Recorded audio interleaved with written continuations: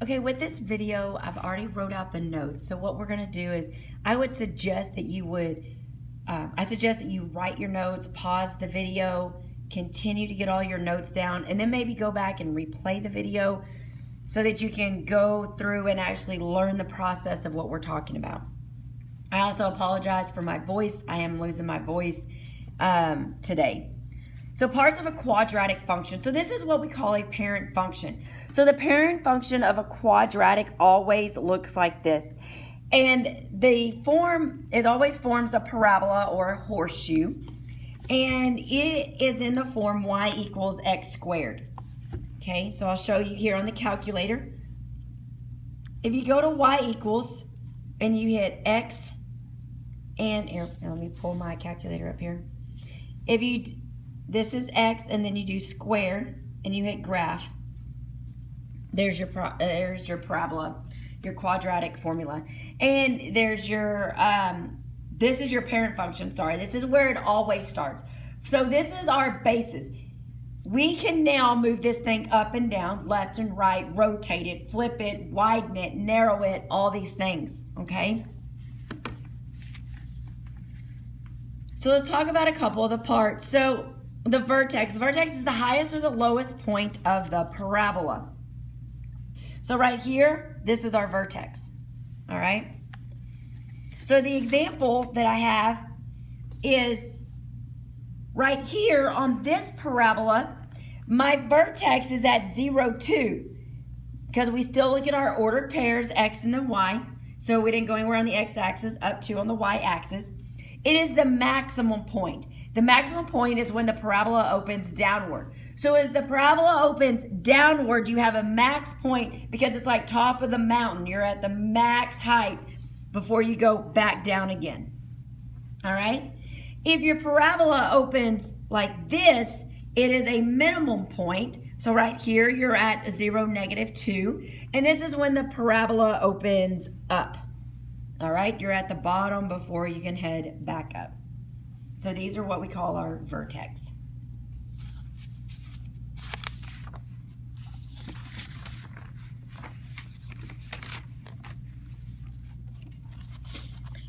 Now when we're graphing quadratic functions, I want you to remember it is always in the form y equals ax squared plus bx plus c.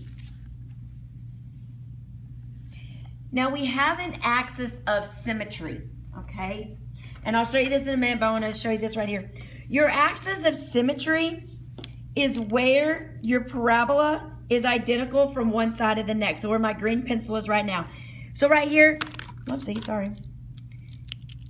The y-axis would be my axis of symmetry, okay? Because my parabola stops here, and then this is where the point that it goes right back up again. If you look here, your y-axis is the axis of symmetry. Because right here, you go this way and this way. So it is the line of symmetry. It's like it's a mirror image. It's the exact on one side and it is on the other side. Okay? So to find the line of symmetry, you use the formula -b over 2a. And this is going to give us the line. Now the vertex. To find the coordinate of the vertex, you will use the formula -b over 2a equals y. Okay, whatever our formula equals, okay?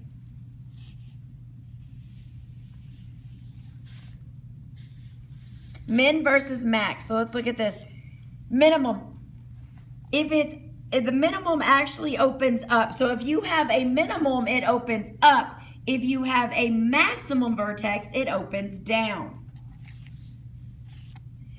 So if you have a minimum, your A is going to be positive. It's going to be greater than 0. If you have a maximum, your A is going to be negative, less than 0. Now, what am I talking about? The A? I'm talking about the letter right here. Remember where we pulled out our A being our C? That's what I'm talking about. Y equals -2x plus 12x minus 7. Whoopsie, I gave you the answer right there. Okay, is it a minimum or a maximum? It is a maximum because it's a negative sign. Okay. What is the axis of symmetry? Okay. Well, the axis of symmetry, hold on, let me get some, cover up this answer right here. Aha, see? Shate's thinking. Okay. How do we find the axis of symmetry? Well, we said the axis of symmetry, we use the equation.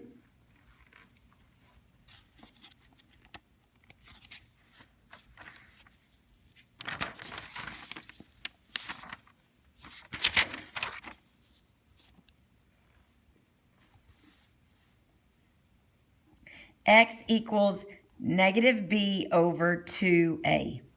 Okay. Well, our b is 12, so we have negative 12 over 2 times a is negative 2. So we have negative 12 over negative 4, which actually gives us a positive 3. So our axis of symmetry is x equals 3. Let's see if we are correct, and we are. Okay. And then the next thing is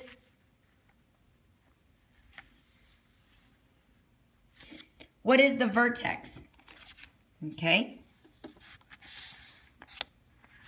What is the vertex? All right. So I'm glad that we did this one because I want to explain how you solve for y. All right, y'all.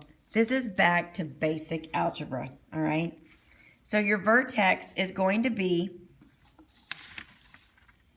your vertex is your negative b over 2a.